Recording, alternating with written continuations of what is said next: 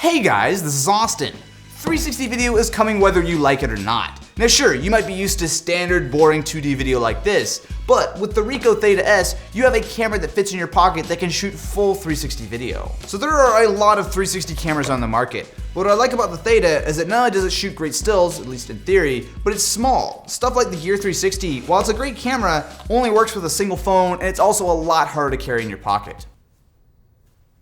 So inside the box, the first thing we get is the actual camera itself. You know, this kind of reminds me of one of those old flip cameras. Only difference is, instead of having one camera, it actually has two. So no matter how you hold it, you're always in one of the camera's view. So it's got this nice soft touch material, and we have a button up on front as well as a few things on the side to turn on and off Wi-Fi, switch between photo and video mode, as well as just turning on and off the camera. On bottom, there's a standard tripod thread, as well as USB and HDMI. So in theory, you can actually do live stream with the Theta. However, you have to plug it in, probably not gonna be super useful. Inside, it's rocking 8 GB of internal memory, but there's no micro SD expansion. So that means that while there's not a ton of space, especially considering that the stills are only 14 megapixel and the video is 1080p, you should be able to get a fair bit onto the camera. But before we get too far into that, we get the wonderful quick start guide, which does not look quick at all. And we also have a pouch.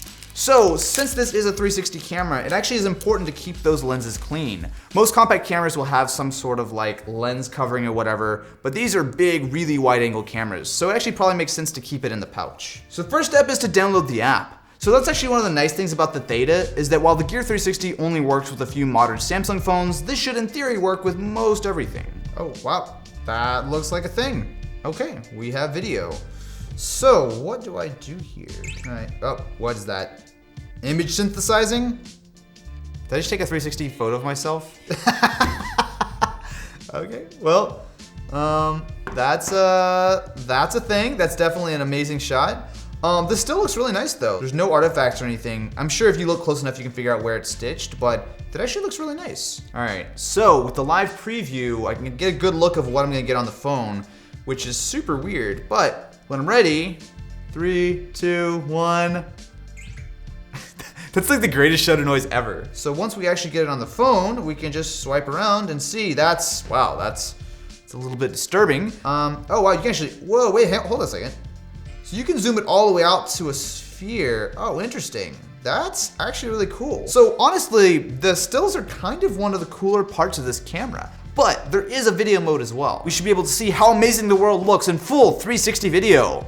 Or how crunchy and low resolution it is. But probably amazing, right? Probably? No? Okay. This doesn't look bad. I mean, sure, I'm watching it on my phone, and it's only a 1080p image that's being stretched for the full 360 frame, but it's pretty much usable here. Now, if you guys want a full 360 video and be able to see a bunch of samples from this, there will be a link in the description over on Facebook, which actually do a really good job of supporting the 360 video. But at first glance, it's not bad. So it's one thing to use the Theta in the office, but the real world test is the real world. Something I really like about the Theta is just how portable it is. So it'll easily fit in a pocket, and when you're ready to actually take a shot, hit the power button, and done. I'm sure like we didn't look like nerds or anything at all there. I really appreciate just how quick it is to be able to transfer stuff and turn on. So those pictures we just took, I can pretty much immediately bring it over to my phone, and once it's copied, there's a little bit of hand action there. You can see it didn't quite perfectly stitch it.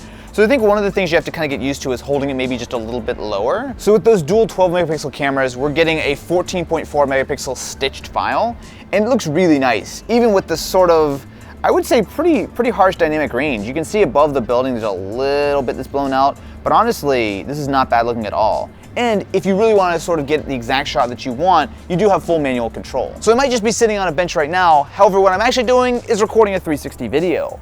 So the quality isn't amazing. So yes, you can be able to kind of look around and get the full 360 experience if you're watching this in 360.